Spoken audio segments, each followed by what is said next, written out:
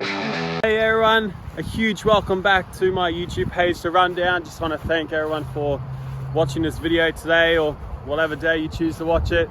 Really means a lot for me and the channel, and I love making these videos, and this one's going to be a bit of a different one. We are doing a Q&A, question and answer. You guys ask the questions, I answer them. I've got 8 really quality questions this time. Hopefully we get some more in the future ones, but yeah, excited to answer them for you guys. And yeah, so we're just gonna do this as the video. We got a big week coming up, tapering for the Great Wheelbarrow Race. Essentially what that is 140 kilometers on the highway from Reba to Chillagoe. It's a big grilling race. My 3 brothers, well, me and my 2 other brothers are doing a trio. So we shared 140 kilometer experience, but we're aiming for the record. We once had the record, it got taken from us. So we're back to grab it this year. So I'll be filming a bit there, but yeah, essentially today's gonna be a Q&A. Hope you guys enjoy. My next video will be out on Friday next week, and that will be the Rundown, episode 5, I think, or 6, featuring Jake Nolan. Finally got him on board. He's excited, I'm excited. It's gonna be a good one. We'll see you guys out there today.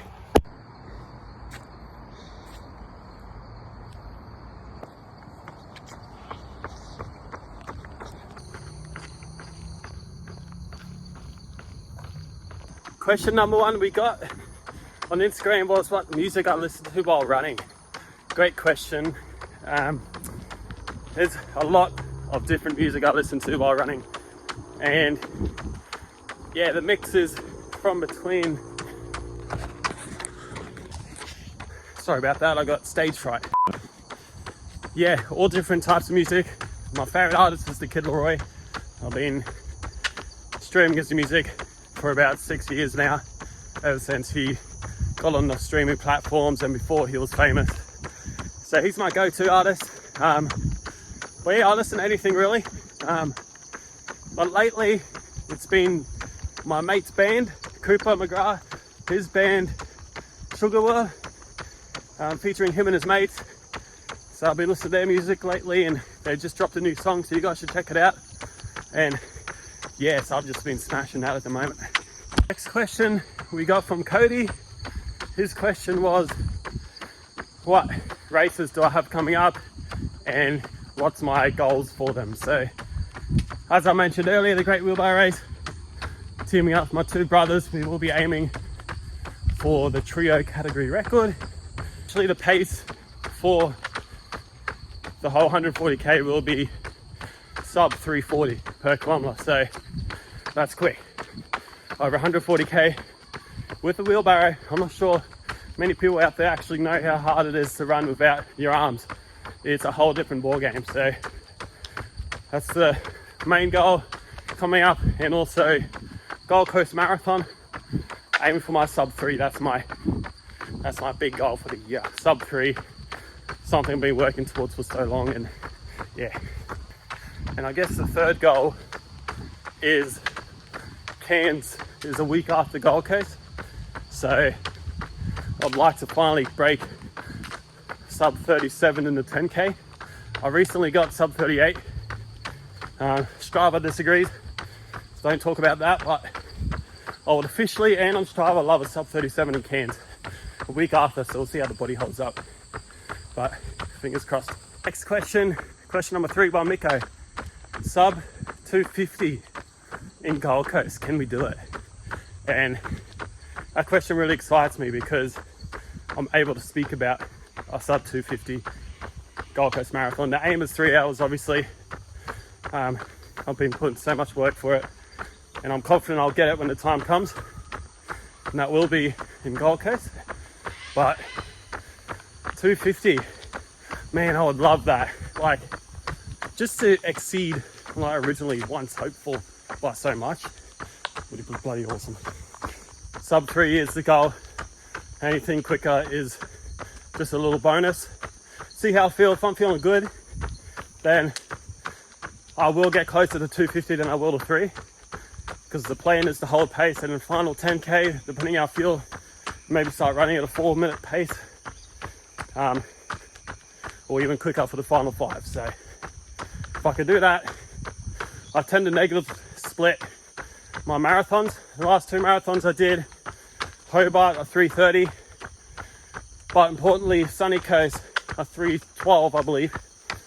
I finished the last 10k at averaging around 4:30. Then my last 5k I was hitting, like, I'll post it in the video, but all sub 4:20 splits, and I think even one of them was close to sub 4. So if I find that energy for Gold Coast, it might even be quicker in them final 5-10k. So instead of suffering at 32k like most people do, I plan to smash it and find my best work when everyone else is struggling the most.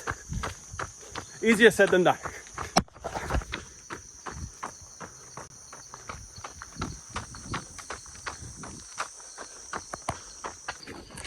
Question number 4 from my mate Oliver. Number 4, what's my favorite distance to run? And I think it used to be, it's a hard one. I love every distance. The half marathon is the one distance I do the less, because I'd never find myself doing just 21k. It's either a full send marathon or a 10k. So I feel like the half marathon is the event I at least enjoy, and depends what the goal is. If I'm aiming for a sub 3 marathon, my brain is full focused on that and nothing else. If I'm aiming for a specific 10-kilometer goal, my brain is focused on that only. So I guess that's what I'm prepping for at the time, but the more I think about it right now, I reckon, have to check the pace there, I would say the marathon is my favorite, because the 10k, I'll tell you what, if you're going hard for the 10k, you're not enjoying any minute of that race. The marathon, you can enjoy moments because you've trained yourself to handle your target pace for so long, so the easy stages are easy. The early stages, are easy. But with that 10k pace, oh man, you're just dying the whole time. Well, I am anyway. I don't know about everyone else, but I enjoy the marathon more because you can play around with it more, and yeah, more room for trial and error. And there's always room to come back. But 10k, you make a few mistakes, you're kind of screwed. I'll take the marathon, and honestly, probably the 5k, 10k, depending what I'm aiming for. Next question, what got me into running? So, another great question by Oliver. That started a long time ago. Primary school, cross country, I was just always trying to win. I loved it. I actually trained for cross country as a kid, but I'd always fall second place. So that only boosted me to want to achieve more, and also being the youngest brother of 2 others, it was always a competitive field. The more we grew up, the more we used each other as allies to bring the best out of each other. And even now, one moment, I enjoy running, I love it, and the community that gets around it now is just amazing to see.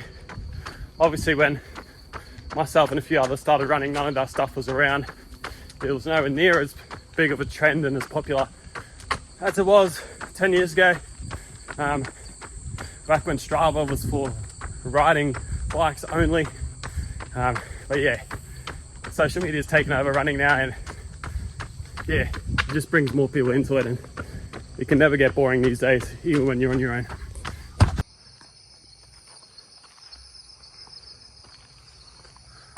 Great question by NYA Boys. I think this is question number 6 or 7. Can't believe I just said that. And that question was, what changed for me to go from a certain point to where I'm at now? And yeah, it's a great question, because honestly, a lot has changed, but nothing at the same time.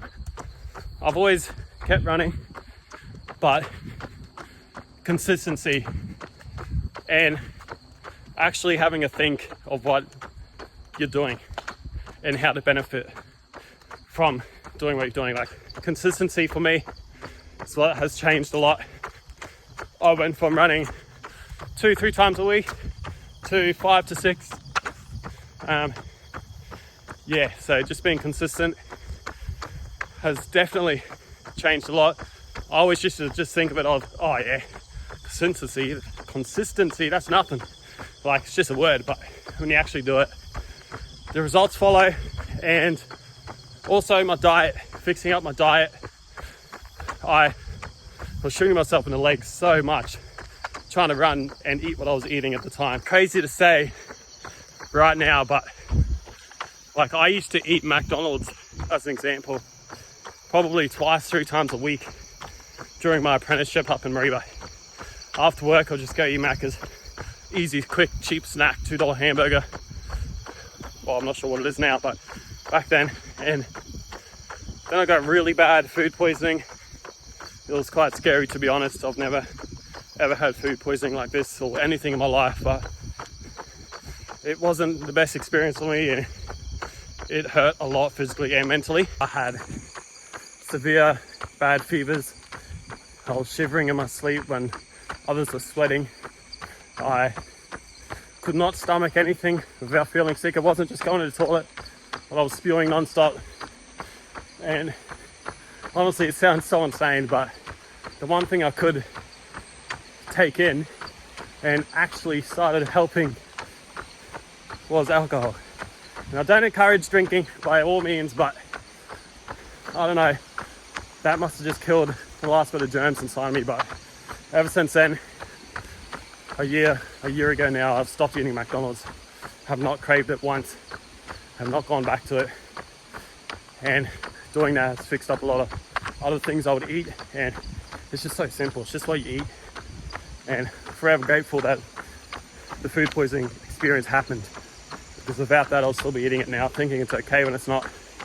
So just look into things, and trust me, there's always stuff to learn, even when you think you know it all. Great question next. It was, what has your life journey been, and what is something that the audience doesn't know about myself? So, awesome question. Run the YouTube stuff. I love doing that. Love filming content and editing it and getting out. I've been consistent, one video every week. The subscribers are slowly growing. I think we're almost at 30 now, 29. But yeah, so I do the YouTube, I run. I started my own business for work, plastering, Hones Plastering. If anyone has a hole in the wall, ceiling, or any patches, hit me up. But I started that. It was pretty scary. Leaving my apprenticeship, done my 4 years, and then going out to Cairns and starting my own gig. It was something not many people do, but I took the risk. I left everything. I left a stable income. My super's getting paid, my tax was getting paid. Left all that to do it on my own, and I love it. Took a risk, and I'm grateful I did. Because yeah, I really enjoy it now. And so yeah, I run my own plastering as well, and I do a few games, Clash of Clans. Play with my dad still for like 12 years now. Legends on computer. For any league players out there, my main role is support, and my main champion's Leona. So that's what I do on there, and there's a few things to know about me if you don't know about them already. Yeah, I don't mind a bit of rum. This question is, what are my thoughts on the new marathon world record? And boy, how insane is that record. I remember watching Kipchoge get that sub 2 in the trial marathon, where he had paces, he had a lead car to follow, modified shoes, modified conditions, just to prove to the world that sub 2 is possible. And he did it, I think it was 2019. He showed the world then that it's possible. Now it's finally happened. 1:59:30, I think, even quicker than what Kipchoge got. It's honestly, as a runner, it's so hard to accept that is a real, like, I feel like runners understand that record more than the general population, because they know how hard it is just to run like a 6-minute pace, 5-minute pace, 4-minute pace, let alone a 2:50 as an average for a 42k run, 0.2. That is, yeah, I can't even tell you what that is. That's non-PG words. Unreal.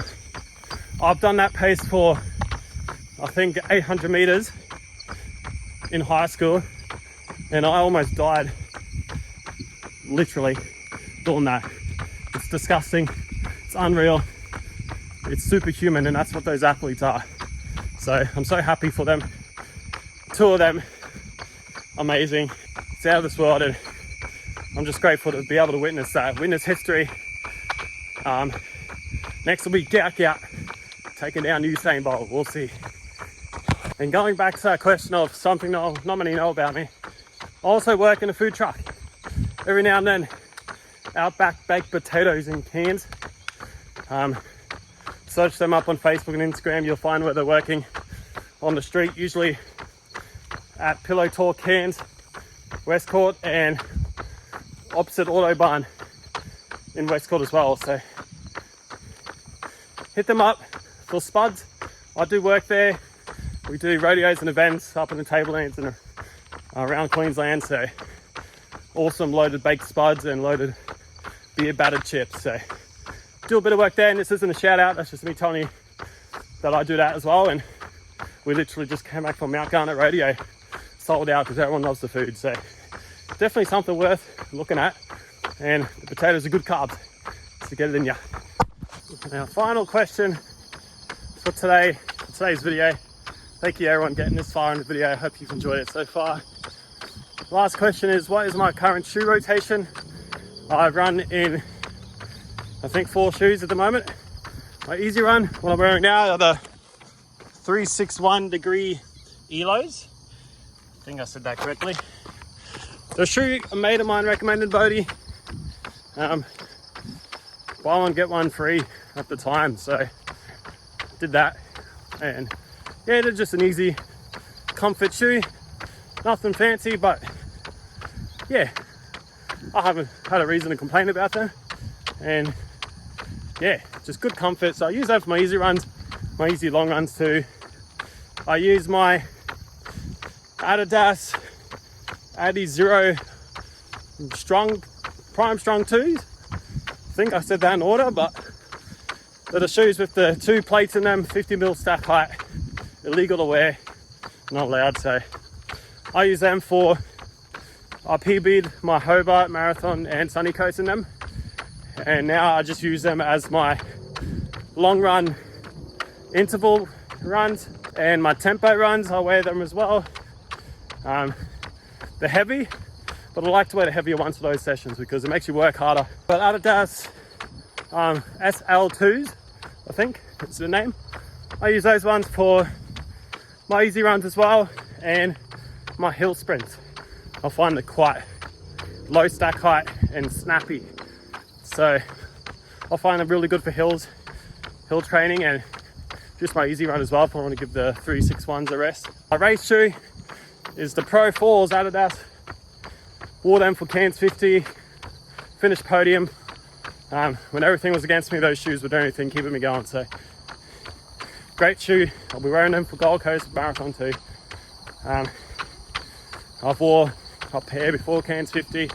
They got me my PB in literally every single race category except the half marathon. They got me my sub 18 for 5k, sub 38 in the 10k, and 50k PB. So also a 1k PB, mile, shit, I can summer series for those races, and the 3k PB. So that's my shoe rotation. Anyone look for a race shoe, I do recommend Adidas Pro 4s. True sizing, great shoe, and it's definitely worth the money.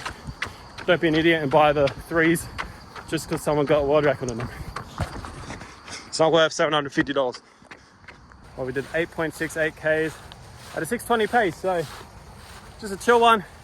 I had to stitch halfway through because I had a bit of cheat meal today, and I may have had a drink or two with my mate last night. But that includes my video, the Q&A. I love the idea. It was recommended by a friend of mine, and thank you everyone who left a question for me to answer. I really enjoyed this concept, and if you did too, leave a like, subscribe, leave a comment, tell me which question was your favorite. Tell me something that you were shocked to hear from me. Because in my YouTube videos, I don't do a lot of talking. It's more capturing moments and recording. So yeah, let me know what you enjoyed. Let me know what you didn't enjoy. Let me know if you think I'm an idiot, that's okay. But yeah, till next time, next video will be the rundown, episode 5, I think, with the almighty Jake Nolan, second place Cairns Marathon runner. Insane time, sub 240 marathoner. He's on board. We're going to talk exciting things, and that surge is going to be interesting. It will hurt me more than him, so see how that one goes. See if Talia can keep up on the bike. And then after that, we got the big Great Wheelbarrow Race. We race that next Friday onwards. My support will be, your support will be amazing. I'll have live updates on my Instagram. So yeah, follow that, and I'll have that video the week after, day 1. I'll be releasing them 3-week intervals, 1 day at a time, and then the 4th week being all 3 combined. So yeah, till then guys, thanks for watching. Subscribe, comment, like, do whatever you want to do. Just thanks for showing up and watching this video, making it to the end, and love you guys' support. So thank you, and stay up to date on Instagram, and till next time.